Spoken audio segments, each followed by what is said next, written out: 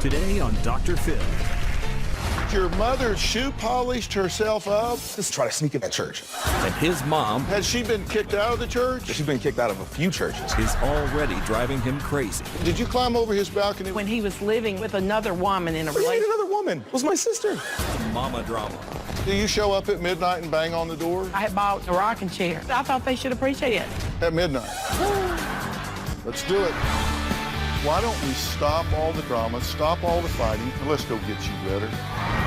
Here we go. Have a good show, everybody. If I can help get this family back on track, are you willing to do that? Ready, free. Take. This is going to be a changing day in your life. Go, Dr. Phil.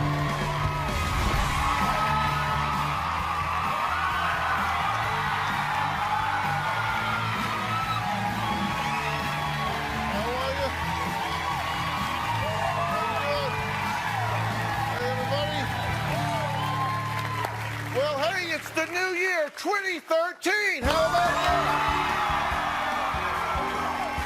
You know, every year we make resolutions. We make resolutions, but we never keep them, right? Come on, be honest. We make them about losing weight, exercising, getting a better job, fighting less with our spouses, going back to college, or some other self-improvement that sounds good when emotions are high, but boy, it fades in the cold morning light of February, right? Well, this year, I want us all to make a very different and very real commitment. I am calling it New Year, No Fear. Okay? Think about that.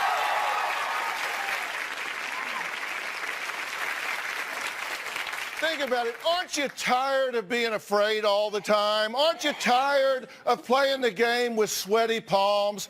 I want us to resolve, maybe for the first time ever, to start to deal with the absolute, unmitigated truth in each and every aspect of our lives. Resolve to no longer be afraid of the truth, no longer lie to ourselves about who we are, why we do what we do, or settle for what we settle for. I'm going to show you exactly how to tear down the barriers and begin to live with no fear in the new year. And here is something that is very important you're going to hear me talk about this year. It is called the why lie. Why? W-H-Y. The lie we tell ourselves about why we do what we do and don't do what we don't do. We do what we do because it feeds a need. And there is a truth that we don't want to face, and this year we're going to face that truth. And nobody needs to deal with all of this more than the guest on my show today. Gabriel has fear, all right, and his fear is of his own mother and what she will do next. Suzanne says her mother-in-law has actually climbed over the balcony to get into their house and shown up at midnight pounding on their door to get in. Take a look. My mother-in-law is a big storm cloud.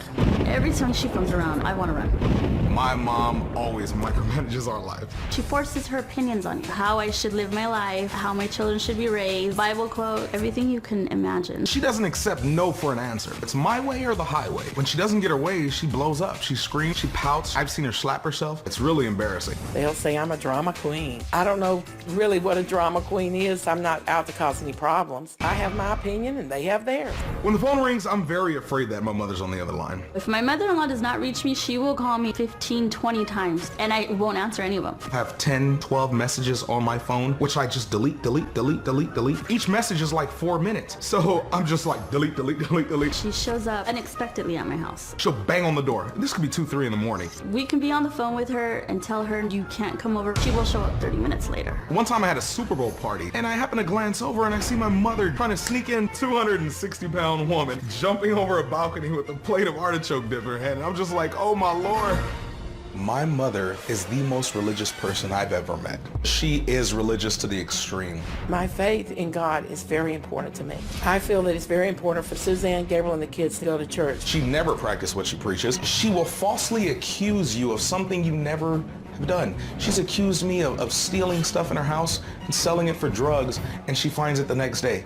And there is no, oh, I apologize. My mother has been kicked out of about 4 or 5 different churches. She's had restraining orders put on her by a church. She's followed the pastor, stalked him outside of his house. She's actually painted herself with shoe polish all over from head to toe to disguise herself, go incognito as a black person just to see what's going on in church. I've never ever heard of such a thing in my life. You have to be pretty over the top to be kicked out of churches. Gabriel, this is your mother. Yes, sir. You love her. Love her to death. Love her a lot. You want her in your life, right? Yeah, definitely. Now, you heard the top of the show where I said, everybody describes me as tell it like it is. Maybe I was getting kind of mellow in my old age, but I have had an awakening. I think it is time that we get back to basics and start dealing with the truth. I agree. And Definitely. I want to deal with the truth. Are you prepared to deal with the truth about your mother? Even with your mother sitting here, because she's going to join us in a minute. Bring her out. Let's do this. All right, and do you think she's willing to deal with the truth? No, she's not. She's not. But You're in for a show. You think she's willing? You think she's willing to hear the truth? She might be. Hopefully. Or is she going to run out the back door before she ever gets here? She might do that. She might do that. Well, Then you're pretty quick on your feet, aren't you? Oh, You I catch am. her? I'm 300 pounds, but I'll. This is your mother-in-law. Do you love her?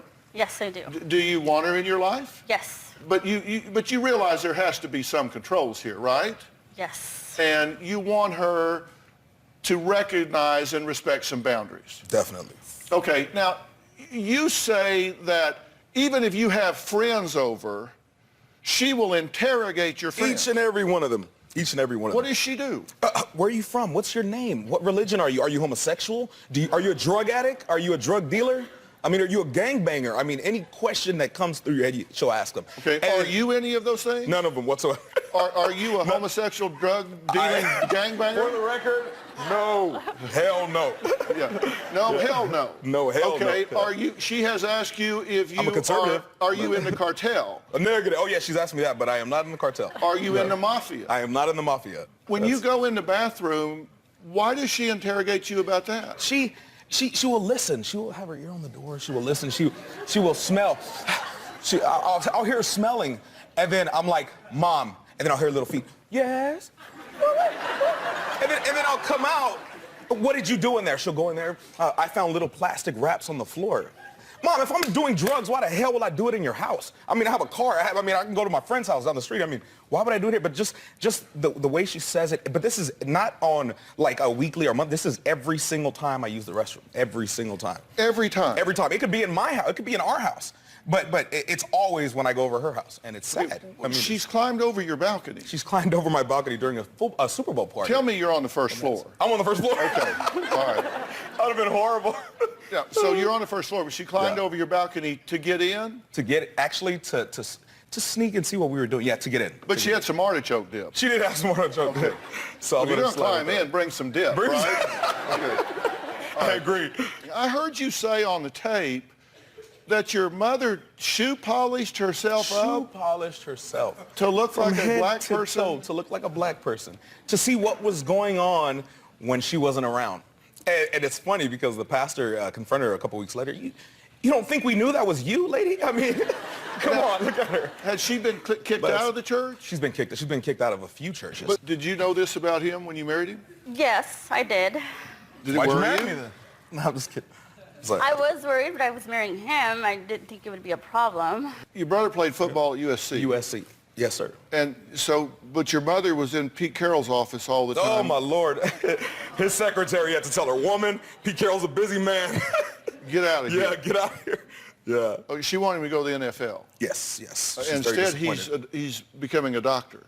Yes. He's actually a signature away in his internship, about to finish. But she says that's not to God's work. You ought to be in the NFL. That's not God's will. You should be in the NFL. We're not famous because of you. So he could have gone to the NFL. Instead, he's going to be a psychologist. Psychologist. Yeah, I'm Family with you there, therapy. Mom. Yeah. All right, so look, we're going to take a break. When we come back, I've said, I don't care how flat you make a pancake, it's got two sides. We're going to hear the other side of this pancake because we're going to meet the woman. She's going to come out and tell us her side of this story, and we're going to see what's really going on here. We'll be right back.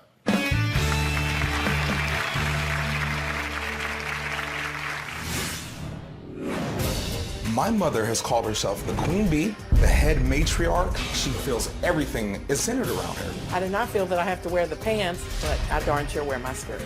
My mom is fixated on this notion that she is the judge of the world, and what she says is the best for everybody. If it's not what she says it is, then it's wrong, and you shouldn't be doing it. My mother is very intrusive, and it's affecting our relationship. My mother-in-law has caused a lot of friction between Gabriel and I. Regardless if you ask for it or not, she is always giving her 2 cents. I think a mother-in-law's role is very important to a young woman. The scripture teaches us that older women should teach the younger ones how to love their husbands, raise their children, and rule well over their households. Holidays are the worst. She brings all the drama. If someone's not sitting in the seat that they're assigned by her, or singing a certain carol, or Thanksgiving song, or Easter basket is not mixed, it starts. If we're not following her itinerary, she's yelling, she's crying, she even goes into her room and won't even come out. Everything is just ruined. I try to arrange family events, and usually it's a disaster every time. Either they don't come, Suzanne often gets sick, or something comes up. I'm trying very hard to bring Gabriel and Suzanne closer to me, but they're pushing me away. I actually ask my mom every single day, please don't come over. She is extremely unpredictable. One night, my mother-in-law came over at midnight. We were all sleeping. She was knocking and knocking and knocking. My neighbors heard. I saw a sale on a rocking chair, knew that they needed a rocking chair, and went over about midnight to take it. And wasn't greeted with a great reception there. I mean, you got a lot of chutzpah. I'm over here bringing you a chair, and it's this time of the night. You should be grateful to get the chair. My mother is one of the worst money managers I've ever seen in my life. Every single check she takes and she splurges on items we don't need. Statues, pillars, tables, couches. And then come the next day, she's crying because she has no gas money. I'm happy to make a sacrifice for my family. You can't love without giving. I feel underappreciated by them. I feel that they really don't want me or my gifts. The other day, she came over with Hanukkah presents for my children, and I don't even know what Hanukkah is. My mother really needs to focus on herself. There's a lot of things wrong in her life. And for her to ignore those things and try to fix everyone else's life, totally ridiculous. If my mom doesn't change, I'm afraid that we're pretty much gonna have to cut her off.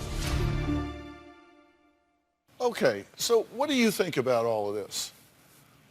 Thank you, Dr. Phil. First of all, I want to thank you for allowing us to be on the program. It's an honor. Well, you're welcome. Thank you. And I want to say, first of all, that I'm really nauseated right now, and I've had to fight a lot of tears.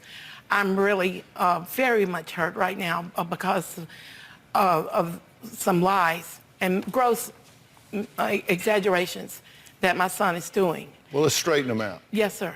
I do not think that this particular program, though, is the time to discuss any kind of religious or church issues about this. I don't think that's the issue here because What do you think the issue is? Well, I believe that I'm here because my son wanted Suzanne and I to come because I understood that he wanted us to straighten out our relationship between he and me, and between she and I. Okay, is he correct that in 5 different circumstances, we don't need to go into detail, you've had conflict with the churches that you've been in? Probably more than 5. Well, we'll just pick the 5 that we talked about. Would that be true in a general sense? No, sir. Well, did one of them get a restraining order against you? Yes, sir. Do you think that there are any boundaries that you cross with these two as far as their lives and their home? Every conversation, sorry to cut you off, Dr. Phil, but every single conversation. Do you think there are boundaries that you cross with them? Yes, sir. What would they be? Well, they asked me never come to the house without calling, and I don't have a cell phone that's working or anything right now. I can't afford one. But the thing is, I do call when I can, many times, so they don't answer the phone calls. So if I have something to take to children, food, toys, clothes, or maybe something I pick up for Suzanne or him that I feel that they need or want, I'll just, go over. But I try to, on respect, to call, and I'd say about 75% of the time now, since I know how adamant they are on me calling, I do. I'm from the South, and we just kind of, y'all come on down, drop by for a cup of coffee, that kind of thing. So it's a little hard for me to, you got to call every time you come, especially my own sons. Yeah. You know. But if that's what they want, then that would be violating a boundary if, Yes. if you don't do that, right? Because Yes. you might be, I'm from the South too, my mother loved me with food, and everybody just y'all come, the door's open, Yeah, and open all door that. policy, yes. And all, but if that's not the way they are, then just y'all coming over there with a cake and some coffee is just not real good if that's not what they want. And you would have to respect that, right? Yes, sir. Hey, did you climb over his balcony with a plate artichoke dip? I did go. It was a spinach dip. Wait a minute. Spinach dip, sorry. Maybe he's got spinach, an but I excellent think memory. it was artichoke. This happened many years ago when he was living with another woman in a relationship. It was my Scarlett. It was my sister. But he made another woman. Okay, I thought it was the time you had the That's Super another Bowl woman. party. Come on. He lived in with another that's another lady woman, you're before right. this lady. I don't care who And else was in the I house. don't remember climbing over a balcony, Doctor. Your leg was over it. Oh, well, maybe. I said, Mom, I'll walk you around. Then that must have been true, but that was many years ago. I was young and agile then. But these are just examples why. I couldn't do that these days, Doctor. Do you show up at midnight and bang on the door? I showed up at midnight once to bring a rocking chair Once? that I had bought on Walmart on sale, and it's because I have a small VW and a convertible top, and I couldn't drive all the way home But with did that it seem rocking odd chair. to you that you're showing up at midnight banging on somebody's door with a rocking chair? Banging, blowing, burr, burr, nonstop. wake 'em up. Burr, burr, burr, burr. I'm like, Okay, No. at midnight with a rocking chair from Walmart, Does does that seem out of pattern to you? Like this No, is sir. that- Because they live 2 blocks down the street from Walmart. It was a cold night in the spring, I believe, and if I had gone home with the rocking chair in my car, I would have had to ride with the hood down, and then I would have been sick because of the cold. And they live 2 blocks from Walmart. I didn't think anything about it. I thought they should appreciate the rocking chair. at midnight. Whatever time. He says that you have said to him, I wrote this down because I thought it was significant, may the Lord cause you to be uncomfortable in life. last week. You don't want your daughters dead because you don't listen and obey. That's kind of harsh, isn't it? That's very harsh, and that's probably a little, not quote verbatim. Well, it's what... No. You've said that, Mama. But as I said, he sometimes grossly exaggerates. I have tried since childhood since my children's growing up days. I am not a person who wants to force or cram Jesus or Jewishness or any other religion or anything down anybody's throat. I am not trying to do that. Yes, you do, Mom. But I am responsible before God and man and my husband of how we raise our children. You're not responsible. I'm And over 18. I'm out of your house, Mom. They are grown. But I have warned all my kids that they must have the fear of the Lord. I can't force them to have the fear of the Lord. You force us every day. I cannot we walk in the force door, you. it's sit down, I want to talk to you, and if you don't, you're going to hell. I need to show you what I just heard on this sermon. And Mom, I have homework. I have to go. I have to go to work. Well, hold on. We have to take a break. Linda spent 8 days in jail and says it's all her son's fault. We're going to find out why she blames him for being behind bars. We'll be right back.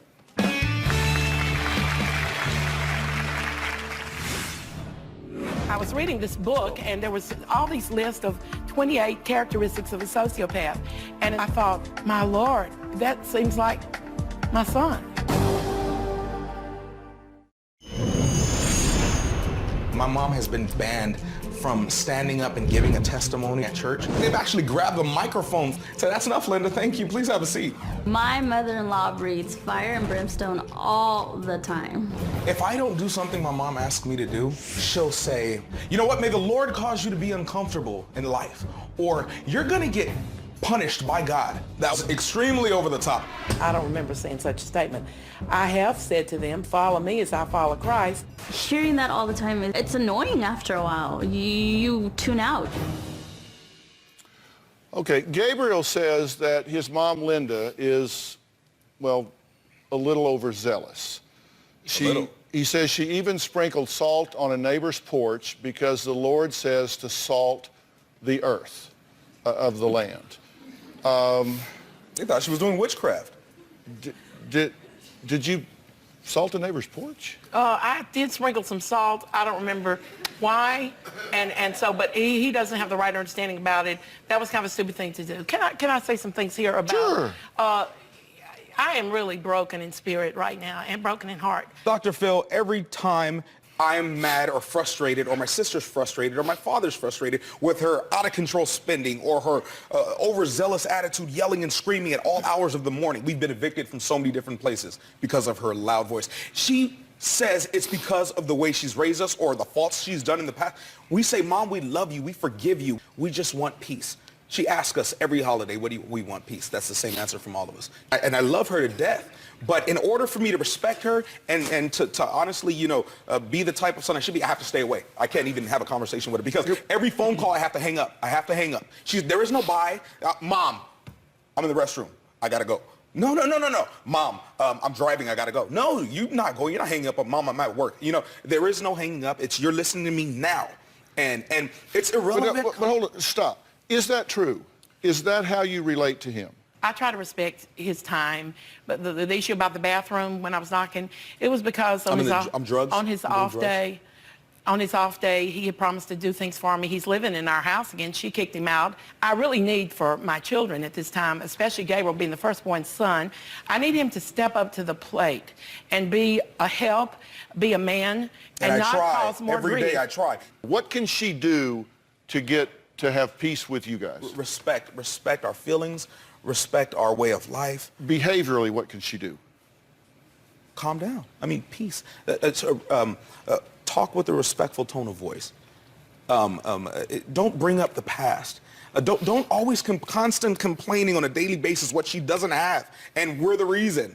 What could he do that could bring you some peace in this relationship? What could he do? What could he alter that could give you some peace? Well, he could alter, stop telling lies, I don't lie. Yes, he does lie, Well, it's not about you, Mom. And can I just say this? Why would I lie about my mom? Okay, hold on. I want to say this. I saw a book a couple of years ago. I had seen the movie. I was in Barnes & Nobles or Borders, a book about the up in New York State, Long Island. Remember the man that... the Italian man, Buca. And I was reading this book, and there was all these lists of 28 characteristics of a sociopath. And as I read those lists, I thought, my Lord, that seems like my son. And it worried me. I'm wondering, because it was this man had a serious cocaine problem and habitual, he was, habitual liar, his wife said, so I don't know, I'm not judging. But I am having a serious problem with lying and gross exaggeration. The drugs he has been on or something has totally affected my son's mind. His whole personality has changed. Drugs. So I don't know if this is a chemical imbalance. It's abusive. Every time we argue... Okay, hold on. He's abusive. I apologize. Hold on, I know what I'm doing here. This is not my first day, okay? So your fear, if I'm hearing you right, is that you have raised a full-blown psychopath. I don't have that fear because, you know what? No, you said you read the book and they listed 28 characteristics. And out of those 28, I saw about 25 or 26. Okay. I would consider that a... Okay, so... He hadn't read it, but I did mention that to Suzanne. I said, Suzanne, you should speak and read my it. fear is, you're saying your fear is that you're based on this book, Joey Buttafuoco? That's it. Yeah, okay. That's the one. All right. You're good, Dr. Phil. Yeah, no, my wife was telling me she... But based on those characteristics that were listed in this book, you say he seems to possess a vast majority of those characteristics that describe a sociopath, psychopath. When I read the list, I thought, that sounds like things he does. Now, and so therefore, you think that may be what you're dealing with? Sir, first of all, I heard you think about fear, and that's really good, and I've had to deal with fear all my life. But you know what? The God I serve has not given me the spirit of fear, but of love, power, and a sound mind. Every day. I deal with fear every day. People are I go in us. lions' dens. I'm in the lion's den right now. But how is he responsible for you being in jail for 8 days? Like I said, I have not been a perfect person at all. I wanted some lawn chairs. I asked all my family, everybody chip in $25 and let's buy some outdoor chairs because I like to do family barbecue and all that being from the South. So nobody wanted to chip in any money, and I did a wrong thing. I made a wrong choice. I went to a store. I don't want to name the store, but I went to a store and I took the chairs and to see if they fit in my car, and the security guard followed me out, and I was arrested for petty theft. To see if they fit in your car. I did shoplift, and I see that. That's the first time she's actually admitted that. I admitted it, and I've had a problem. How was that his fault? It's not his fault. So what happened was, on the Super Bowl Sunday, the day that they had the talking about 8 days in jail. Janet Jackson incident, I mean, he was about 18 or 19 years old. My son came home. My husband had just been in the hospital overnight and was watching Super Bowl. He came and watched half of it, and I remember the halftime. He left. He came back either intoxicated or on drugs. And Either or, because I don't know. I'm here to find out what's wrong with my son. Is there a chemical imbalance? Is there a psychological issue, emotional, or is this a drug problem? I don't know what the problem is. God has not revealed to me everything what's wrong here. Well, he works in mysterious ways, and maybe he's going to have me tell you some things here. All right, when we come back, we're going to find out why Gabriel, who certainly is not a perfect son, threw a pie at his mother and demanded that she get out of his house. We'll be right back. Okay.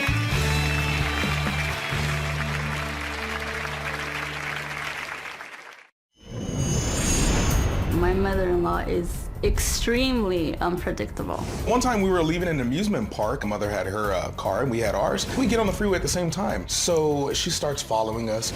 So we exit our house and we see, oh wow, she's exiting with us. What is this lady doing? She's right behind us. I'm just driving as fast as I can and she's just following. So we finally get in the parking lot and we hide and we see her cruising, looking for us. It's like that with every situation. She wants to know where we're at, where we're going, why are we going there? It's just ridiculous. Well, that was Gabriel talking about how his mom is always meddling in his life. But Linda says her son has no respect for her, calls her crazy, and accuses her of being a drama queen. Now, we were talking about how she wound up in jail, and it had to do with some lawn chairs, but you didn't go to jail over the lawn chairs. You got probation for that. But then you had some parking tickets. What? But then you got upset with her and told the police she had a warrant for some parking tickets, right? Yes, sir.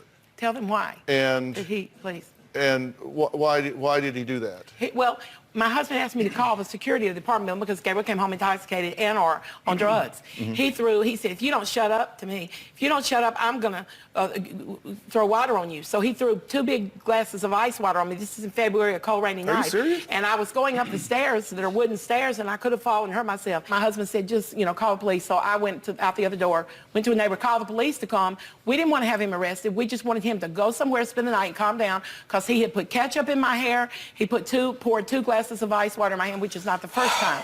He actually last week sprayed air when I was banging on the door to try to deal with him at my house or my apartment. 4 in the morning. No, he came home from work at 3:30. I'm trying to find out. He's been gone the last 2 days. He went back to Susie's.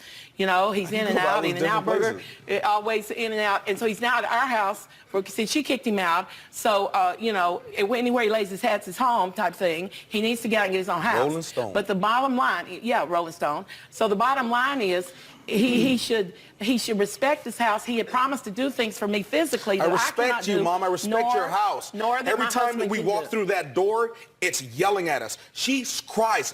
I've seen her beat herself. Beat me like Nicole. That was her phrase. I'm going to a women's battered shelter. You guys are killing me. It's always extreme with my mother.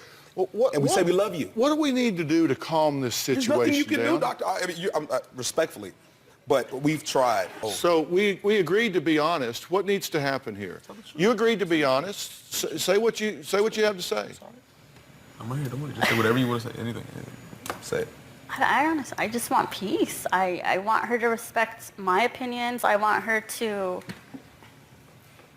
not tell me how to raise my girls. It stresses me out. And you think you're a decent mother? You think you're a good mother? She's the best mother. I do, yes. You love your girls? I love them. Do you think she's a good mother? I think she loves her children very much, but I think Suzanne and Gabriel both, individually and as a couple, need some serious counseling. We need counseling. Maybe they do. I offered to help them get some premarital counseling before they married, but they chose to shack up and have these children. So when baby number 2 comes along, I said, come on. Look, you guys love each other. Let's make a commitment to God and to each other. And I married them right there in my living room. As a license, I said on the spot, but I regret doing that, Doctor, because I think I interfered where I shouldn't have. They should have made decisions. However, they didn't take, when I went to Christmas. So you married them? I married them in the living room, just on Johnny on the spot thing. But then later, my son says. Did you have a marriage license? No, Not sir, licensed. they're not legal. I don't know the real reason they don't get married. We are married. But I would like to see my grandchildren grow up in a home that's committed, that's steady, and that's solid. And the way she keeps throwing him out for whatever reason, and I'm sure she has her reasons, he's not stepping up to the plate to be responsible, to get his own apartment, just living with her. And she has 2 other children by a prior relationship. So my son took on a lot. And I don't know if he's equipped to handle it all. Do you think she's a good mother? Do you think she knows how to mother these children? I don't know enough or with her enough to see. But when I'm around her, she seems very much to love her children, and I'm sure she wants the best for her children. Okay. It's just that issue. But I mean, when they won't let the children go with me in my car ever anywhere, or when they won't let the children go with me. Never. She will never. He told me, not she, because she really hasn't had much asleep driving. I fell asleep once. I'm a diabetic doctor, and I hadn't eaten all day. I was in Torrance shopping. She runs out of gas on the freeway all the time. I was right next to a Starbucks. I just went quickly, just bumped. It was just a little bump. That was it. That happened one time. Just once. A little bump on a street. And she goes 20 miles. 57. I can't, I don't fall asleep at the wheel ever, but I did. I'm under a lot of stress. I've got to take a break here, and then I am going to put some verbs in my sentences here about what I think needs to happen here. I never give up on family. We'll be right back.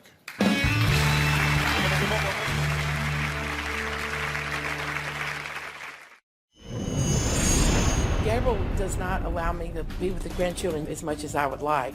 My kids do like visiting their grandma, but when she gets all dramatic, they get scared and they want to leave. I've had to kick her out of the house before because of her boisterous, loud tone. He comes up sometimes with ridiculous excuses as to why I can't take the children places. For 4 years, I've been trying to get them to go to Oktoberfest and go see the weenie dog races. They refuse every year. He says, well, you might fall asleep at the wheel, a cop may stop you, you might have an accident. Because of my mom's behavior, I have to keep my wife and kids away from her. I do not know why my son does not trust me with those children. It breaks my heart. Linda says her son and daughter-in-law are keeping her away from her grandchildren, even though she thinks she knows what's best for them. You don't think they're safe with her? Is Not that 100%. No, sir. Because you said she fell asleep. She has different things. Poor judgment. All the time, with every situation. With them. Are you concerned? Well, if he's concerned, I'm concerned. That's his mother. So if he says no, then no. Look, you kind of frame things up kind of biblically, spiritually, religiously, however, and you've said to us that they should,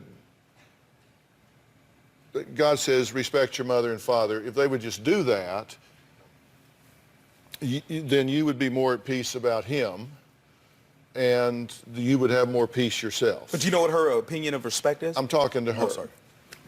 Right? That's what you said. Repeat, please. Children should honor their mother and father. Yes. And every mother wants to see her son, no matter what faith she is, she wants to see her son accomplish and be the best that he can be and serve his purpose here on this earth and make it a better planet. Okay, but do you have any sensitivity to the fact that there are boundaries in this relationship that you are violating that make it difficult for people to be comfortable around you? Yes. And I don't care who it is. If somebody violates personal space, violates boundaries, crowds, makes uncomfortable, that they're going to run the other way. Yes, sir. No, you don't. You know, I was...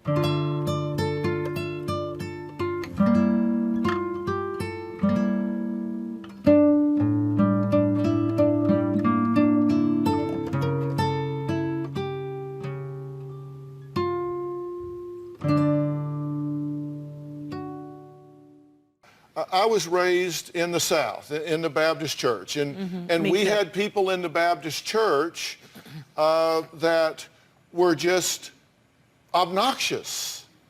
And you would just see them and you would just run the other way. You would just run. You know, religion comes to the point of being religiosity, where people are overly religious, they're zealots, they're pious, they're sanctimonious, and so you guys know what I'm talking about. You run the other way. Do you think that you might have that effect on people sometimes?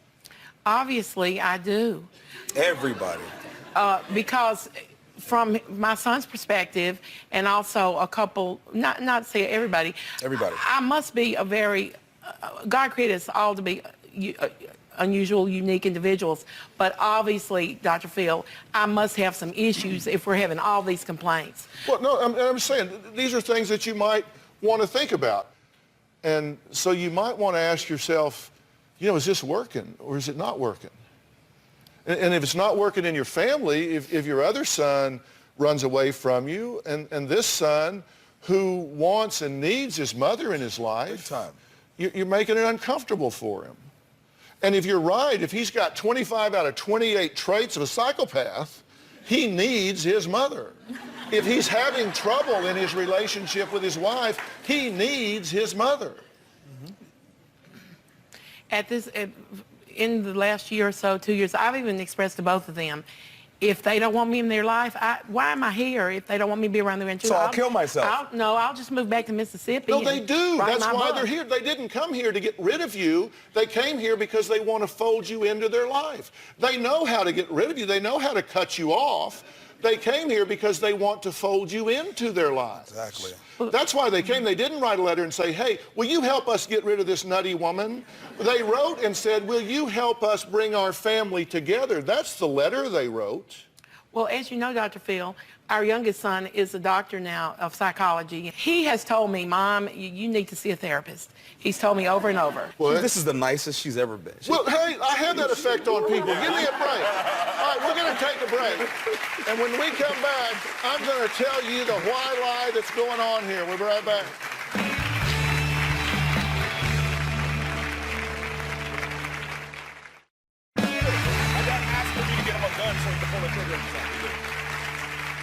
Gabriel says his mom is always spreading chaos and it needs to stop before it completely tears their family apart. Now, I said one of the things that blocks us from getting what we want in our life is what I call the why lie. We tell ourselves lies about why we do what we do. And I think there is a definite why lie going on here with you. It's the lie that we hide behind. I wrote it down for you after I studied everything. The why lie is this. I am just asking for my God-given right to be honored and respected by my children, and that to dishonor me is to dishonor God. If they would just honor me, I could be at peace for them and for myself. That is all I want. That's what you're telling yourself, that's all you're asking for. That's not what I think's going on here. The truth you won't face is that you are an incredibly rigid right fighter that invokes the deity to validate self-righteous demands. Instead of trusting in your inherent worth, you live in constant fear of being abandoned, forgotten, and alone. That fear causes you to smother, cling, guilt-induce, and frantically attach yourself to anyone and everyone you have access to, especially your children. As a result, you really create that which you most fear because you don't trust in your inherent worth. If you will relax, these people will come to you. You don't have to beat on their door at midnight. You don't have to climb over the balcony. This son will come to you. This daughter-in-law and these children will come to you. Your other son will come to you if you trust in your worth. You create the very thing you fear, which is being alone, because you push them away. You've got to give it a chance. Your mother is at heart a good woman. Your mother is a survivor. And she is willing to take some guidance and direction. And I am going to provide some help and support for her. I'm going to get her. Thank you, Dr. Phil. I appreciate it. I'm going to get her some pastoral counseling. I'm going to get her some Christian counseling of someone that will recognize her spiritual underpinnings and will work with her within those confines to redefine some relationship parameters. And I am going to get you, as a couple, some help as with a family counselor to work with you guys on defining your family unit to include extended family. There's nothing more valuable than extended family. For these children to learn that somebody loves them besides just mom and dad, to know that they can go crawl up in grandma's lap, to know that they can be spoiled by grandma, to know that they can go spend the night somewhere and be safe and be good, and that you guys can go away and, hey, they come back. You know, so that they can learn these things, all within some very defined boundaries and parameters, and be safe.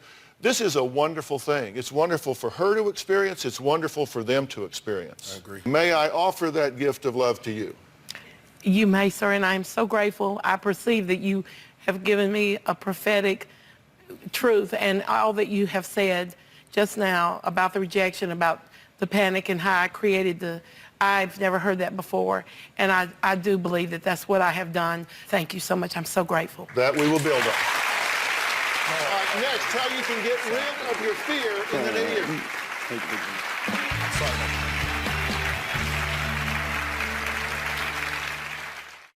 Well, I want to thank all of my guests today, and we were talking today about what I call the why lie. And let me tell you, if you've got barriers in your life, you've got things you're doing that you don't want to do and things you aren't doing that you need to be doing, sit down and ask yourself, what's the lie I'm telling myself about why I'm not doing it? Because if you're not doing it, you've got an excuse. You're telling yourself a why lie. What is it? Quit telling yourself some lie. And that's what we're going to be focusing on. We're going to be getting rid of the why lie, and we're going to be dealing with the truth that you don't want to face in your life. That's where we're headed. Thanks for being here. So long.